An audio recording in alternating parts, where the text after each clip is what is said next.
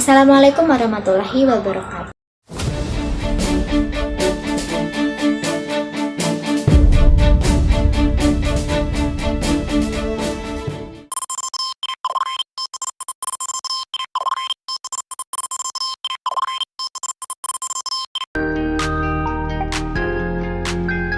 Assalamualaikum warahmatullahi wabarakatuh.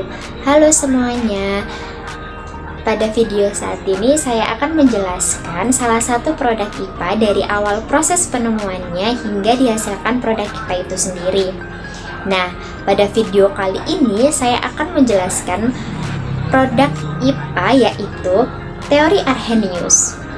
Menjelaskan teori Arrhenius ini berkembang serta bagaimana teori ini digunakan dalam kimia modern. Teori Arrhenius dikenal juga sebagai teori asam basa, yang merupakan konsep penting dalam kimia. Teori ini mengalami perkembangan dari waktu ke waktu.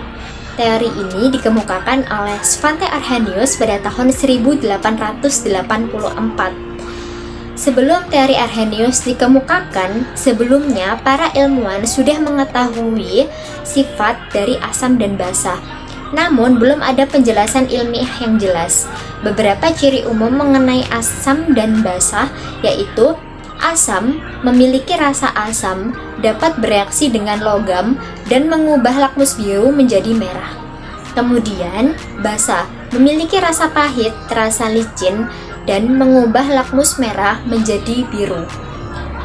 Namun, belum ada teori yang menjelaskan mengapa zat tersebut bersifat asam atau basa. Penemuan teori Arrhenius ini berawal dari ia tertarik pada bagaimana larutan garam dapat menghantarkan listrik. Kemudian ia menemukan bahwa senyawa elektrolit dalam larutan air terionisasi menjadi ion positif dan negatif yang memungkinkan aliran listrik. Kemudian dari eksperimen tersebut, ia mengajukan teori bahwa asam, basa, dan garam dalam air akan terisolasi menjadi ion yang dikenal sebagai teori ionisasi Arrhenius. Teori ini menjadi dasar untuk mendefinisikan asam sebagai senyawa yang menghasilkan ion H+ dalam larutan dan basa sebagai senyawa yang menghasilkan ion OH-. Untuk lebih lengkapnya, contoh dari asam yang menghasilkan H+ dan basa yang menghasilkan OH- dapat dilihat dari contoh sebagai berikut. Penemuan ini menunjukkan bahwa keasaman dan kebasaan suatu zat bergantung pada ion yang dilepaskannya dalam air. Nah, setelah teori Arrhenius ini dikemukakan, banyak tantangan yang dihadapi. Nah, pada awalnya teori Arrhenius ditolak oleh banyak ilmuwan karena dianggap bertentangan dengan pemahaman kimia saat itu. Namun, setelah serangkaian eksperimen tambahan oleh ilmuwan lain, teori ini akhirnya diterima. Sebagai pengakuan atas kontribusinya dalam teori ionisasi dan elektrokimia, Arrhenius dianugerahi hadiah Nobel Kimia pada tahun 1903.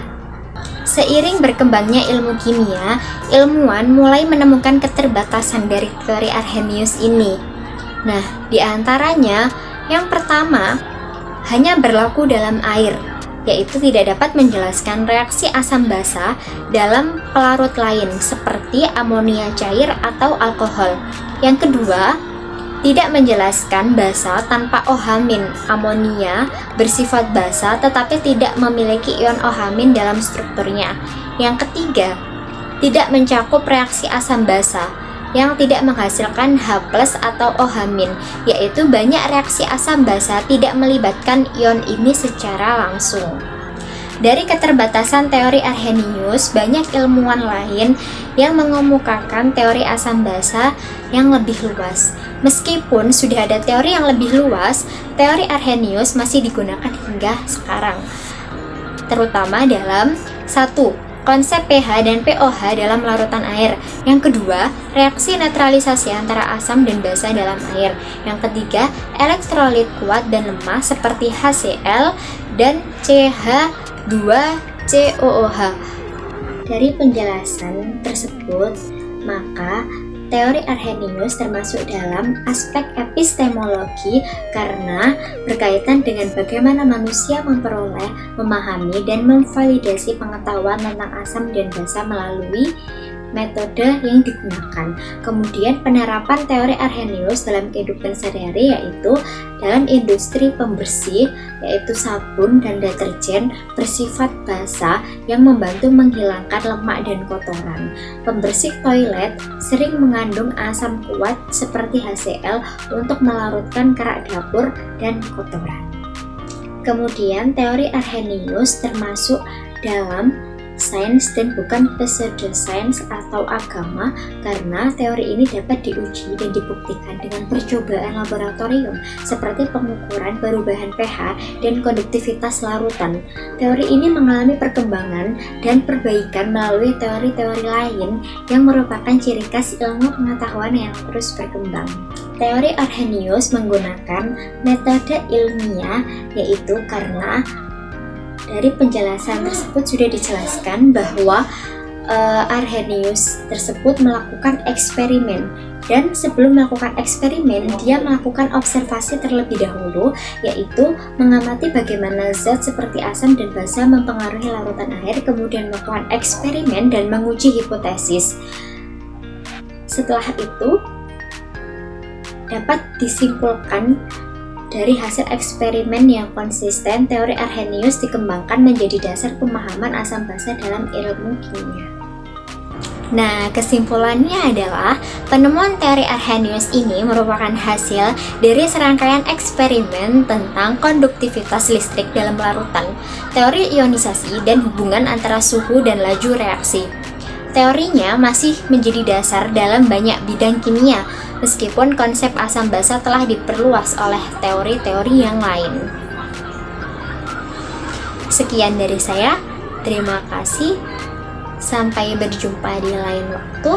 Assalamualaikum warahmatullahi wabarakatuh.